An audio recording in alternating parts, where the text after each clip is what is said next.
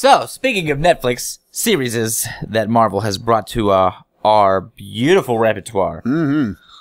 Luke Cage. Just living my life, day to day. You should be out there helping people. You think I asked for any of this? I was feeling some is tank. phenomenal. 5 stars all around. All around, 10 stars if you're going off of those. Whatever you want to call it, it is phenomenal. And any of you out there who know about this show and that have heard anyone say something about how this is too much black culture, No. this show is fucking black culture. Get the fuck over it. That's what it's for. And you got 2 honkies giving it 5 stars, 10 stars, giving it a fresh tomato on Thank Rotten you. Tomatoes. These dreads don't mean nothing, alright? That doesn't change the color of my skin or my theory of this show, which is that it's fucking amazing. I can't get over how good the Marvel Netflix is. The Marvel Netflix is better than the Marvel movies, in my opinion.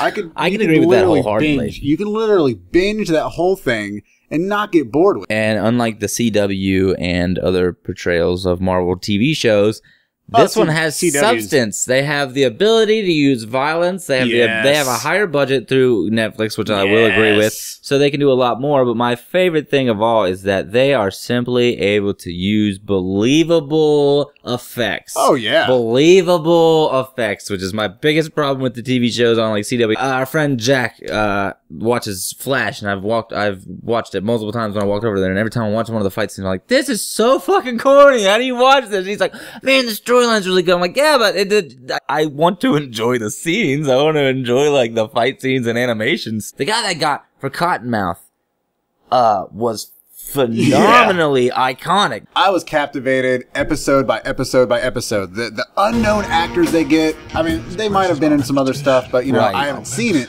But Cottonmouth, the guy who plays Cottonmouth, Oh, great actor. His one of face the his most whole- iconic characters as far as an actor has ever portrayed to me on a show like this. It still stayed on track for me as far as just major satisfaction. Oh yeah, and Both of those villains, both of those actors. you wanted to see more of them every Yeah, time. I want to see more. I want to see more Cottonmouth. I want to see more That guy Cottonmouth was as well. just phenomenal to me. What do you say about 12 episodes, I believe? We're really going to try to base this review off of mostly the first couple episodes because we really want to get people that haven't given this show a try to give this show a fucking try. You are missing out on so much good content right now from Marvel. If you've seen any of our previous reviews, I'm a little biased when it comes to Marvel films because I'm a big DC fan, and Marvel is very fickly about how they give us their content and what characters and how they go about it.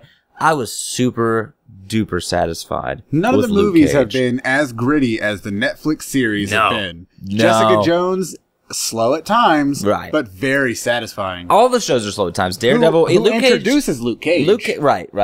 Luke Cage is it has its moments where you feel like, okay, this is a little slow, but it was the first show that when that happened, because Daredevil, once again, I'm an asshole.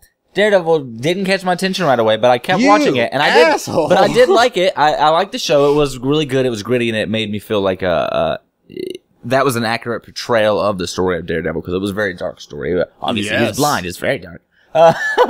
So I get what you did there. my point is though that with Daredevil, you had there was a lot of times where you felt like there was a lot of storyline going on. There's a lot of dialogue. There's a lot of in between scenes. There was a lot of filler, and it didn't lose track though. In Luke Cage, you feel that same way, but the entire time, the in between, the filler, the detail they're trying to give you, it's so interesting and it's so intensifying. Every moment it gets further and further into detail. You're just like, give me more. I need to know more. They just fill you in so well the way they structured the way about bringing everything into your I'd like to point out, into in the Luke universe. Cage, the music was phenomenal.